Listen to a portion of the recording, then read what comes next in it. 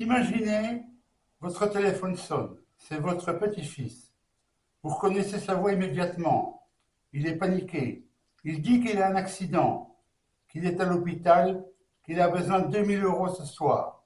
Il vous supplie de ne pas en parler à ses parents parce qu'il a honte. Vous raccrochez, vous appelez votre banquier. Vous faites le virement et c'était un escroc. Votre petit-fils n'a jamais appelé.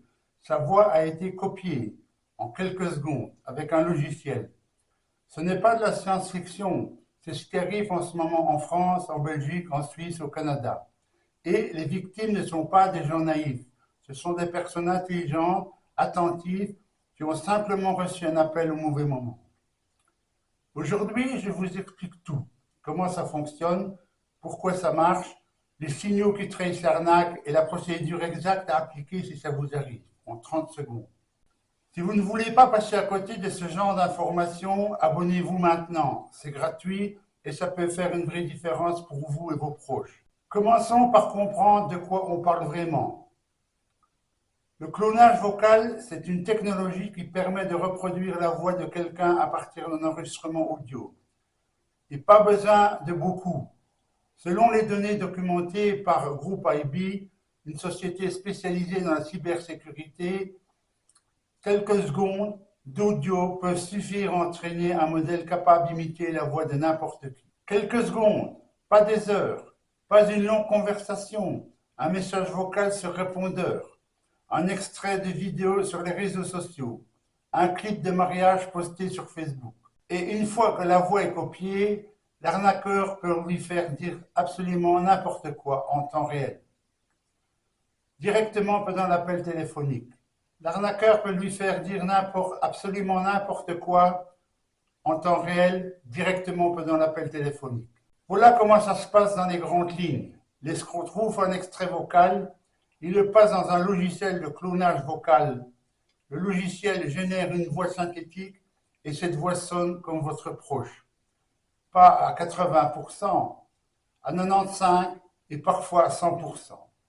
Les statistiques, et là, vous vous dites peut-être, moi je reconnaîtrais la voix de mon petit-fils, je vous comprends, mais ce que dit une étude de McAfee, environ 70% des personnes interrogées reconnaissent qu'elles ne sauraient pas distinguer avec certitude une e-voix clonée d'une vraie voix humaine. 70% ou 70%, ce n'est pas une minorité, c'est la majorité.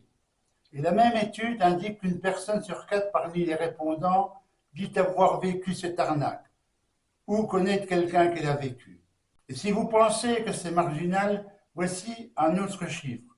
Selon CrowdStrike, une grande société de cybersécurité américaine, les arnaques vocales de ce type ont progressé de 442% en l'espace de quelques années. 442%.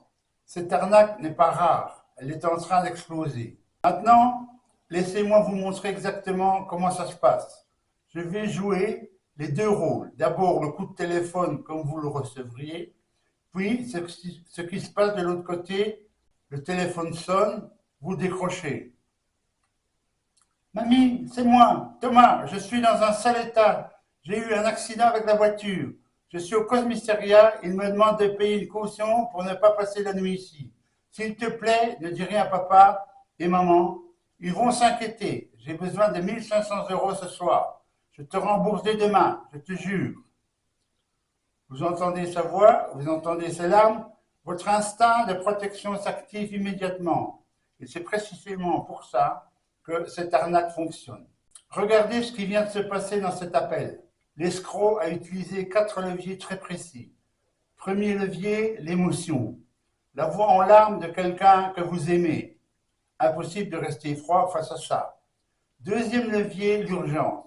Ce soir, pas demain, pas dans 3 jours, maintenant. L'urgence court. Circuite la réflexion. Troisième levier, le secret. Ne dis rien à papa et maman. Cette phrase isole la victime. Elle coupe la possibilité de vérifier l'information avec quelqu'un d'autre. Et quatrième levier, l'argent immédiat. Virement, espèces, carte prépayée, pas de chèque, pas de traçabilité. Ces 4 leviers combinés créent un état de stress qui désactive notre capacité à douter. Ce n'est pas une faiblesse, c'est de la biologie. Notre cerveau, sous l'émotion et l'urgence, agit avant de réfléchir. Mais la bonne nouvelle, il y a des signaux que vous pouvez apprendre à reconnaître, et ils sont simples. Signal numéro 1, l'appel vient d'un numéro inconnu, ou d'un numéro qui ressemble au sien sans être exactement le sien. Les arnaqueurs utilisent des techniques appelées spoofing. Ils usurpent l'identité d'un numéro d'appelant. Si vous voyez un numéro légèrement différent ou un numéro que vous ne connaissez pas, méfiance. Signal numéro 2, on vous demande de l'argent de façon urgente. Toujours, sans exception. Aucun proche en difficulté réelle ne vous demandera de faire un virement express en quelques minutes. Signal numéro 3, on vous demande le secret. Ne dis rien à personne. Cette phrase doit sonner comme une alarme dans votre tête. Elle cherche à vous isoler. Signal numéro 4, la voix sonne presque parfaitement, mais pas tout à fait. Un léger écho, un frottement, une intonation qui décale légèrement. Ces indices sonores sont subtils, mais ils existent. Et maintenant, voici ce que vous faites. Pas dans 10 minutes, pas après avoir accroché et envoyé l'argent. Là, pendant l'appel. Étape 1, raccrochez. Même si vous vous sentez coupable, même si la voix vous supplie, raccrochez. Dites simplement « je te rappelle dans 2 minutes » et raccrochez. L'étape 2, appelez votre proche sur son numéro habituel, le numéro que vous avez enregistré dans vos contacts. Pas le numéro d'où venait l'appel, son numéro à lui. Si votre proche répond, normalement, c'était une arnaque.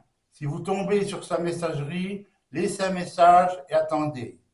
Ne rappelez pas le numéro inconnu. Étape 3, n'envoyez jamais d'argent dans l'urgence. Jamais. Aucune urgence réelle ne nécessite un virement en 30 minutes. Une vraie urgence passe par les pompiers, la police, l'hôpital, pas par un virement à un inconnu. Et étape 4, prévenez un autre membre de votre famille. Appelez votre fils ou votre fille. Parlez-en. Ne restez pas seul face à la situation. Il y a quelque chose d'encore plus efficace que ces 4 étapes. C'est le code familial. Le principe est très simple. Vous définissez avec vos proches en avance un mot de passe secret. Un mot que vous êtes les seuls à connaître. Quelque chose de simple, mais imprévisible. Par exemple, la couleur d'un objet de famille, le nom d'un animal que vous aviez quand les enfants étaient petits, un mot que vous inventez ensemble lors de votre prochain repas. La prochaine fois que quelqu'un vous appelle en disant être votre petit-fils, vous posez la question « Dis-moi le code ». Si cette personne ne connaît pas le code, la conversation est terminée. Un arnaqueur, même avec la voix clonée de votre petit-fils, ne connaîtra jamais votre code familial. Avant de terminer, je veux vous dire quelque chose d'important. Se faire avoir par ce genre d'arnaque, ça n'a rien à voir avec l'intelligence. Ça n'a rien à voir avec la vigilance. Ces escroqueries sont conçues par des professionnels avec des outils sophistiqués précisément pour contourner nos défenses. La honte n'a pas sa place ici. La vigilance, oui. Ce que vous venez d'apprendre, ça vaut de l'or. Partagez cette vidéo à votre famille, à vos amis, à vos voisins. Une personne prévenue peut éviter une catastrophe financière et émotionnelle. 3 choses à retenir. Raccrochez si quelque chose cloche. Rappelez sur le numéro habituel. Et mettez en place le code familial ce soir. Vous n'êtes pas seul face à ces nouvelles menaces. C'est pour ça que cette chaîne existe. Si vous n'êtes pas encore abonné, faites-le maintenant. Chaque semaine, je vous donne des informations concrètes pour protéger ce qui compte. Prenez soin de vous et prenez soin de vous.